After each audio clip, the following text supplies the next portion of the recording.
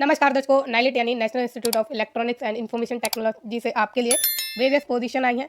और ये जो आपकी पोजीशन है ये दिल्ली की लोकेशन के लिए है, ठीक है। जो नाइलिट का हेडक्वार्टर दिल्ली में है, तो दिल्ली में आपकी इसमें पोस्टिंग होगी। अब इसमें सैलरी देखेंगे हम आपको कितनी मिलने वाली है, एजुकेशन क्वालिफिकेशन देखेंगे, एक्सपीरियंस देखेंगे। अच्छा, एक्सपीरियंस इसमें सारी पोस्ट के लिए एसेंशियल है, ठीक है। किसी में भी डिजायरेबल नहीं है या इसमें फ्रेशर्स इसमें अप्लाई नहीं कर पाएंगे।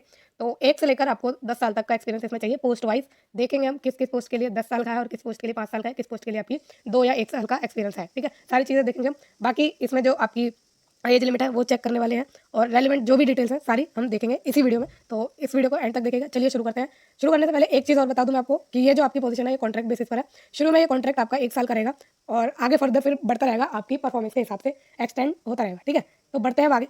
पहली पोजीशन देखें तो ये है आपकी कंसल्टेंट की पोजीशन और इसमें नंबर ऑफ वैकेंसीज 2 है। टेन्योर ये पीरियड आपका 1 साल का रहेगा, कॉन्ट्रैक्ट बेसिस पर है। बाकी आपकी परफॉर्मेंस के हिसाब से बढ़ा भी सकते हैं। एज लिमिट की बात करें तो 40 साल की एज लिमिट है और कोई गवर्नमेंट में एम्प्लॉयड है, ठीक है, उनके लिए 64 रखी गई है। Retired government employ up to 64 year of age can apply. तो रिटायर्ड पर्सन भी इसमें अप्लाई कर सकते हैं, उनकी एज लिमिट उन्होंने 64 ईयर रखी है, ठीक है। अब आगे बात करें तो इसमें आपको सैलरी कितनी मिलेगी, 90,000 रुपये पर मंथ की, depending upon the qualification and experience. तो आपका जो क्वालिफिकेशन और जो आपकी एक्सपीरियंस है उसके अकॉर्डिंग आपकी सैलरी तय की जाएगी। 90,000 इन्होंने शुरुआत में भी बताई है। फिर आगे बात करें तो in case of person retired from government autonomous body PSU या यूनिवर्सिटी एटसेट्रा, ठीक है, जो भी रिटायर्ड पर्सन है उनके लिए fixed monthly amount shall be paid as per the government norms arriving at by deducting the basic pension from the basic pay drawn at the time of retirement in case of person retired from government service. तो उनको fixed monthly amount मिलेगा और जो आपकी basic pension रही होगी gross वो इसमें डिडक्ट कर ली जाएगी, ठीक है। तो ये है इसमें कि इसमें रिटायर्ड पर्सन आराम से जो है अप्लाई कर सकते हैं और जो जो भी आपकी जो लास्ट बेसिक पे होगी उसमें से आपकी पेंशन जो है डिडक्ट करके ये आपको सैलरी देंगे, फिक्स्ड मंथली अमाउंट देंगे। फिर नेक्स्ट है कि the remuneration in case of officers retired from autonomous body या यूनिवर्सिटी या other officers not entitled to pension shall be fixed at 50% of last paid drawn, ठीक है। तो ये तो इन्होंने रिटायर्ड पर्सन के लिए बताया हुआ है। बाकी आगे बात करते हैं एलिजिबिलिटी क्राइटेरिया एंड एक्सपीरियंस। तो इसके लिए आपको चाहिए बीटेक या बी इन कंप्यूटर साइंस या आईटी आपके पास, सॉरी या आईटी में आपने की हो या इलेक्ट्रॉनिक्स एंड कम्युनिकेशन में विद एमबीए, साथ में 10 साल का पोस्ट क्वालिफिकेशन एक्सपीरियंस चाहिए इन इलेक्ट्रॉनिक्स या आईटी या टेली कम्युनिकेशन या बिजनेस एडमिनिस्ट्रेशन या फिर ICT from for development capacity building and related areas including sound exposure and experience pertaining to project formulation, project implementation, project monitoring management, technology, financial, economic analysis, feasibility studies, market surveys, analysis reports, WTO matters, international trade and experience in MIS, creation and maintenance. Preference would be given for those having a relevant experience and implementation of government government funded government funded projects, ठीक है। तो इसमें जो है इन areas में आपका इन्होंने experience मांगा है और प्रेफरेंस उन्हें दी जाएगी जिन्होंने जो है एक्सपीरियंस लिया है गवर्नमेंट फंडेड प्रोजेक्ट को इंप्लीमेंट करने में, ठीक है। तो ये आपके एक्सपीरियंस की बात होगी। डिजायरेबल बताया retired officer, scientist, academician from field of electronic, IT या experience in project formulation, handling, ये सारी चीज़ें हैं, ठीक है। एनालिसिस में आपको एनालिसिस डोमेन में आपका एक्सपीरियंस है, ये डिजायरेबल है, एसेंशियल नहीं है। अगर आपके पास नहीं भी है तब भी आप इसमें जो है अप्लाई कर सकते हैं।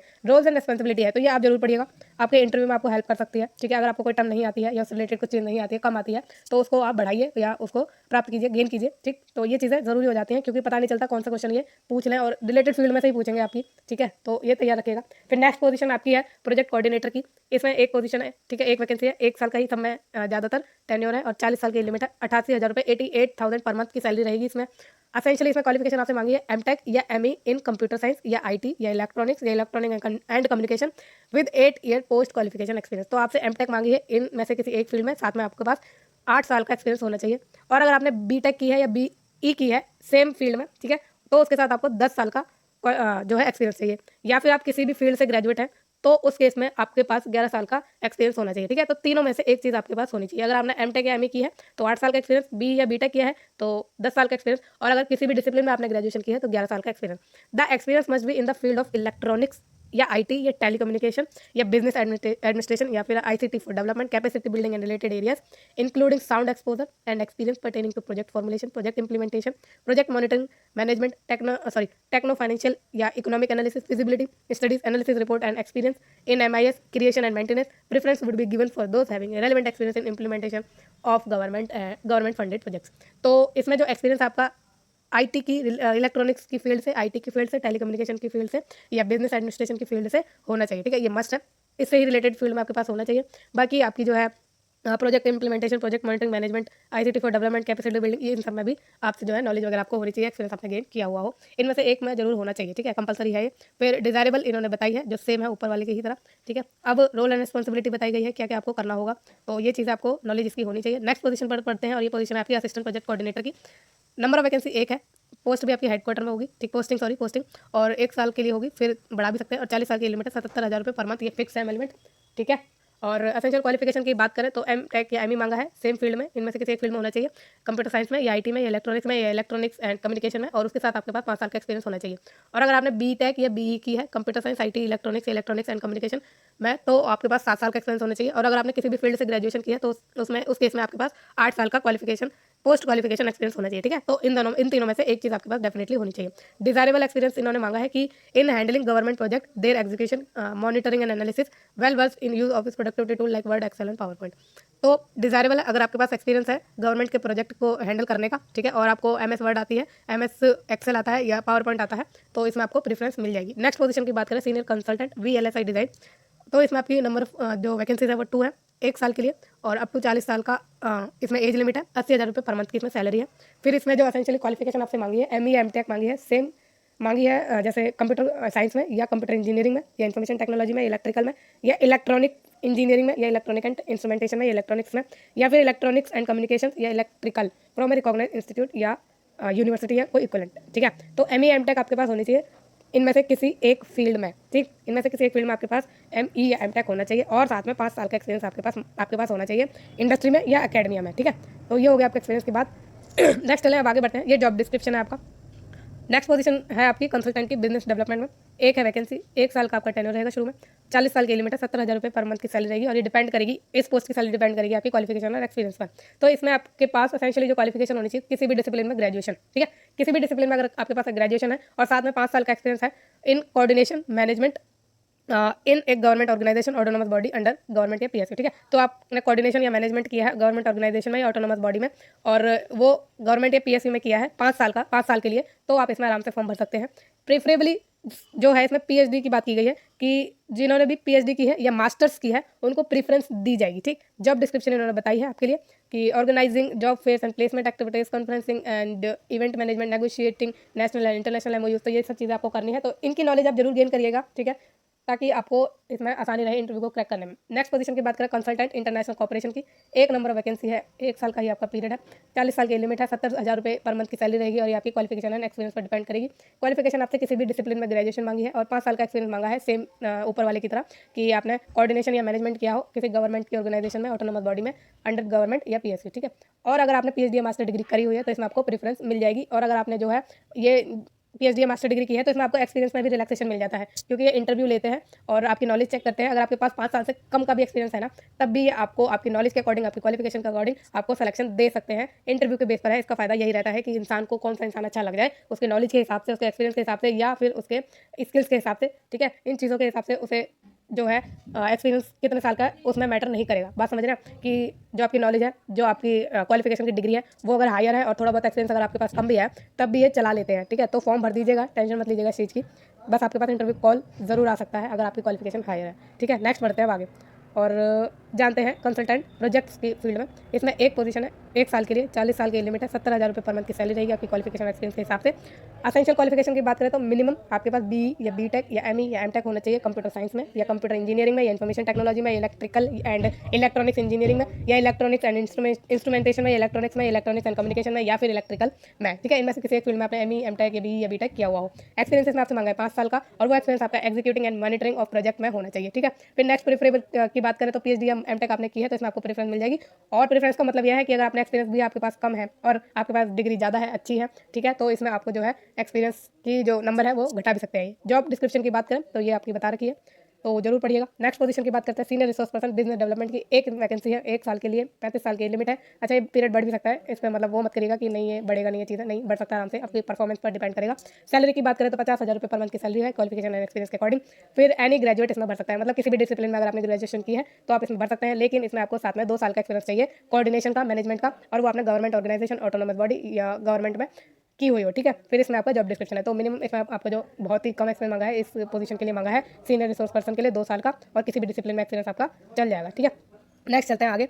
कंसल्टेंट एकेडमिक्स एंड स्किलिंग की पोजीशन है, एक वैकेंसी है और 1 साल के लिए 40 साल लिमिट है, 70,000 रुपये की पर मंथ की सैलरी है और क्वालिफिकेशन और एक्सपीरियंस के अकॉर्डिंग आपकी सैलरी तय भी की जा सकती है। फिर एसेंशियल क्वालिफिकेशन की बात करें तो रेगुलर बोला है, रेगुलर बी या बीटेक हो आपके पास इन कंप्यूटर साइंस या कंप्यूटर इंजीनियरिंग, इन्फॉर्मेशन टेक्नोलॉजी या इलेक्ट्रिकल या इलेक्ट्रॉनिक्स इंजीनियरिंग या इलेक्ट्रॉनिक्स एंड इंस्ट्रूमेंटेशन इलेक्ट्रॉनिक्स या फिर इलेक्ट्रॉनिक्स एंड कम्युनिकेशन में होनी चाहिए, ठीक है।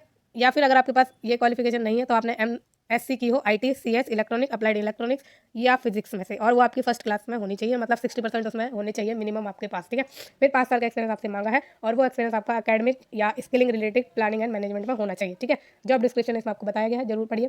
फिर नेक्स्ट पोजीशन की बात करें, सीनियर रिसोर्स पर्सन एकेडमिक्स में 1 नंबर वैकेंसी है, एक साल का आपका कॉन्ट्रैक्ट रहेगा। फिर 35 साल एज लिमिट है, 50,000 रुपये की पर मंथ की सैलरी इसमें है आपकी क्वालिफिकेशन एंड एक्सपीरियंस के अकॉर्डिंग। फिर रेगुलर बी या बीटेक आपके पास हो कंप्यूटर साइंस में या कंप्यूटर इंजीनियरिंग में या इन्फॉर्मेशन टेक्नोलॉजी में या इलेक्ट्रिकल एंड इलेक्ट्रॉनिक्स इंजीनियरिंग में या इलेक्ट्रॉनिक्स एंड इंस्ट्रूमेंटेशन में या इलेक्ट्रॉनिक्स में, इलेक्ट्रॉनिक्स एंड कम्युनिकेशन में, जो कि रिकॉग्नाइज्ड यूनिवर्सिटी इंस्टीट्यूट इक्विवेलेंट होनी चाहिए। और अगर आपके पास ये क्वालिफिकेशन नहीं है तो आपने MSc की हो IT में या CS में या इलेक्ट्रॉनिक्स में या अप्लाइड इलेक्ट्रॉनिक्स में या फिजिक्स में, ठीक है। और उसमें आपके 60% मार्क्स मिनिमम होने ही चाहिए, उससे अबव है तो वेल एंड गुड। एक्सपीरियंस की बात करें तो 2 साल का ही एक्सपीरियंस इसमें आपसे मांगा है, वो आपका एक्सपीरियंस होना चाहिए अकेडमिक या skilling related planning and management में, ठीक है। तो ये आपका एक्सपीरियंस है 2 साल का। बाकी आपका जॉब डिस्क्रिप्शन इन्होंने यहाँ दिया हुआ है, पढ़िएगा जरूर, ठीक है। नेक्स्ट बात करते हैं रिसोर्स पर्सन की। एक पोजीशन है इसमें, एक वैकेंसी है इसमें और 1 साल के लिए 32 साल की लिमिट है, 40,000 रुपये पर मंथ सैलरी रहेगी। और क्वालिफिकेशन की बात करें तो पोस्ट ग्रेजुएशन अगर आपकी किसी भी डिसिप्लिन में है तो उसमें फॉर्म भर सकते हैं। 1 साल की पोस्ट क्वालिफिकेशन एक्सपीरियंस इसमें आपसे मांगा है, किस फील्ड में है ये इन्होंने नहीं बताया है, तो किसी भी फील्ड में अगर आपके पास 1 साल का एक्सपीरियंस है तो आप इसमें फॉर्म भरिए। पोस्ट ग्रेजुएशन आपको इसमें चाहिए किसी भी डिसिप्लिन में, और अगर आपने सिर्फ ग्रेजुएशन की हुई है किसी भी डिसिप्लिन में तो इस केस में आपके पास 2 साल का पोस्ट क्वालिफिकेशन एक्सपीरियंस होना चाहिए, ठीक है। तो समझ गए आप ये, और ये जॉब डिस्क्रिप्शन आपकी। तो सारी हमने जो पोस्ट है वो डिस्कस कर ली, उससे रिलेटेड जो भी चीज़ें हैं, एज लिमिट, सैलरी, आपका एक्सपीरियंस जो और आपकी क्या रहने वाली है टेन्योर, वो भी हमने देख लिया, कहाँ पर है आपके हेडक्वार्टर में ही आपकी इसमें पोस्टिंग है, सब कुछ देख लिया हमने, ठीक है। अब चलते हैं जनरल टर्म्स एंड कंडीशन पर, ठीक है। तो यहाँ हम थोड़ी चीज़ें देखते हैं क्लियरली। तो सबसे पहले इंपॉर्टेंट बात मैं बता दूं कि जिनका भी अभी लास्ट सेमेस्टर है, रिजल्ट अभी अवेटेड है, इनकम्प्लीट डिग्री है, वो इसमें अप्लाई नहीं कर सकते, ठीक है। तो जो भी अभी अपने लास्ट ईयर में है, रिजल्ट अवेटेड है, उनकी डिग्री अभी कंप्लीट नहीं हुई है तो वो एलिजिबल नहीं है अप्लाई करने के लिए। Cut off date for calculating age and experience shall be last date of receipt of application, that is last date of receipt of application. तो इसमें आपकी जो लास्ट डेट है जो इसकी फॉर्म को भरने की, उसके अकॉर्डिंग आपकी एज काउंट की जाएगी और एक्सपीरियंस काउंट किया जाएगा। Duly filled offline application with self attested supporting should reach on or before last date to the address, ये वाला एड्रेस है, ठीक है। तो इसमें आपको ऑफलाइन फॉर्म भरना है, एप्लीकेशन फॉर्म आपको इस वीडियो के डिस्क्रिप्शन बॉक्स में मिलेगा, वहाँ से डाउनलोड करके फॉर्म भरिए। और आपके जो भी सपोर्टिंग डॉक्यूमेंट है, आपकी क्वालिफिकेशन, ठीक है, आपका एक्सपीरियंस हो गया और बाकी चीज़ें जो भी हैं रेलिवेंट, उनको सेल्फ अटेस्ट करना है और अपने एप्लीकेशन फॉर्म में अटैच करके वो भेजना है, ठीक है। और एड्रेस आपको ये दिया ही है इन्होंने, national institute of electronics and information technology, NIELIT Bhawan, plot number 3, PSP pocket, industrial area, sector 8, Dwarka, New Delhi 110077, ठीक है। तो application received after the due date shall be summarily rejected, तो लास्ट डेट का वेट बिल्कुल ना करें। नॉन रिफंडेबल रजिस्ट्रेशन फीस आपको देनी है 500 रुपये की, और वो ऑनलाइन मोड से देनी है। द कैंडिडेट में deposit registration fee in the account of NIELIT in the given bank account. तो ये आपको बैंक की डिटेल दी गई है, ऑनलाइन आपको इसमें फीस देनी है, और जो भी फीस आप देंगे उसकी जो भी आपको रिसीट मिलेगी वो आपको अटैच जरूर करनी है अपने एप्लीकेशन फॉर्म में, ठीक है। Application receive without request, sorry क्या हो गया, ओके ठीक है, हाँ। तो इसमें एप्लीकेशन फॉर्म जो है कहाँ पर थे हम, ये फीस के अगर आप नहीं भरते तो आपकी जो एप्लीकेशन फॉर्म डेफिनेटली रिजेक्ट होने वाली है। नेक्स्ट बात करें, और applicants are advise to visit the website of NIELIT, ठीक है। आपको वेबसाइट तो करनी पड़ेगी, देखनी पड़ेगी आपके रेगुलर अपडेट के लिए। और ये जो टेंटेटिव वैकेंसी है ये बढ़ा या घटा भी सकते हैं, और ये रेम्यूनरेशन जो मेंशन किया हुआ है CTC, और the selected candidate will not be paid any other financial benefit like medical, HRA, transport etcetera. तो उसमें आपको अदर बेनिफिट नहीं मिलेंगे, जितनी सैलरी उन्होंने बताई है उतनी ही सैलरी आपको मिलेगी। Selection of candidate for appointment to the above mention position will based on performance of the candidate in the interview. तो मैंने बोला इंटरव्यू के बेस पर आपका सिलेक्शन है। अगर आपके पास थोड़ा बहुत कम भी एक्सपीरियंस है लेकिन आपकी क्वालिफिकेशन हाई है, ठीक है, काफ़ी PhD लेवल की या मास्टर लेवल की आपने क्वालिफिकेशन ले रखी है, लेकिन उसमें B या B.Tech ये चीज़ें मांगी है सब, तो आप इसमें जरूर फॉर्म भरिए, आपका एक्सपीरियंस कम होते हुए भी, क्योंकि इसमें आपका इंटरव्यू होगा। हो सकता है आपका फॉर्म शॉर्टलिस्ट हो जाए, कैंडिडेट कभी नहीं भी मिलते, क्योंकि इतना एक्सपीरियंस उन्होंने मांगा है। होता है कि कैंडिडेट कम रह जाते हैं कंपटीशन को, इन्हें एक हेल्दी कंपटीशन के लिए, तो इसमें क्या है कि कम एक्सपीरियंस वालों को भी काउंट किया जाता है, उनको शॉर्टलिस्ट किया जाता है और उनका इंटरव्यू लिया जाता है और वो सेलेक्ट भी हो जाते हैं, ठीक है। तो ये चीज़ है, तो ध्यान रखिएगा, जरूर भर दीजिए अगर आपकी क्वालिफिकेशन हाई है। फिर selected candidate will engage purely on contract basis initially for 1 year period which may be extended upon depending upon requirement and performance of the candidate. मैंने बोला आपकी परफॉर्मेंस और जो भी प्रोजेक्ट की रिक्वायरमेंट है उसके अकॉर्डिंग आपका ये टेन्योर बढ़ता भी रहेगा, ठीक है। अब बात करें आगे, तो इसमें जो only those candidate to deposit requisite registration fee of 500 clear document verification successful interaction will be empanelled. तो आपको फीस तो भरनी है, बाकी आपका डॉक्यूमेंट वेरिफिकेशन भी आपके इंटरव्यू के टाइम पर होगा, तो ये चीज़ें होंगी, उसके बाद ही आपका जो है फाइनल एम्पैनलमेंट कर लिया जाएगा। ठीक, empanelment means the short listed candidate will be in the panel of NIELIT for 1 year. तो एम्पैनलमेंट का मतलब इनके अकॉर्डिंग ये है कि जो नाइलेट का पैनल तैयार होगा, उनको जिन भी कैंडिडेट को शॉर्टलिस्ट किया जाएगा उनको 1 साल के लिए उस लिस्ट में रखा जाएगा जॉब के लिए। They may be deployed in specific government department नाइलेट एज पर डिपार्टमेंट रिक्वायरमेंट। और ये जो है, अगर कोई बच्चा जो है एम्पैनलमेंट किया गया है लेकिन उन्हें अभी जो है सेलेक्ट नहीं किया गया है, लेकिन जैसे ही गवर्नमेंट डिपार्टमेंट में या नाइलेट में स्पेसिफिकली कोई जॉब आती है, वैकेंसी आती है, तो उसमें से जो है डिप्लॉय किया जाता है। ठीक है, तो ये इसमें एम्पैनलमेंट का उन्होंने मतलब बताया। Mere empanelment does not ensure deployment in the department nor provide any right to candidate to claim for deployment. ठीक है, तो ये चीज़ उन्होंने बताई है। एम्पैनलमेंट 1 साल के लिए रहेगा, आपको बार बार इंटरव्यू नहीं देना पड़ेगा। 1 साल तक आपको इसमें अगर कोई जॉब आती है तो उसमें डायरेक्टली अपॉइंट कर लिया जाएगा। ठीक है, नेक्स्ट बात करें, panelled candidate list will valid for 1 year from the date of result declaration. टीएडी आपको कोई नहीं दिया जाएगा इंटरव्यू के लिए। और ये तो मैंने बताई दिया कि दिल्ली में है चीज़ें। तो सारी चीज़ें हमने इंपॉर्टेंट जो भी है सब डिस्कस कर लिया। आपकी लास्ट डेट, आपकी एप्लीकेशन फीस, सॉरी आपका एप्लीकेशन फॉर्म कैसे भरा जाएगा, एप्लीकेशन फीस भी हमने बाय द वे देख ली। ठीक है, तो सब कुछ कवर कर चुके हैं। अगर कुछ रह गया है मेरा बताना इंपॉर्टेंट, तो आप मुझसे कमेंट के द्वारा पूछ लीजिएगा, या आपके पास कोई डाउट है वो भी आप मुझसे पूछ सकते हैं। बाकी आपको ये वीडियो कैसी लगी है मुझे कमेंट के द्वारा जरूर बताइएगा। और फ्यूचर में रेगुलर जॉब्स के अपडेट के लिए और इन टाइम नोटिफिकेशन के लिए इस चैनल को प्लीज़ लाइक, शेयर और सब्सक्राइब जरूर करिएगा। Thank you so much.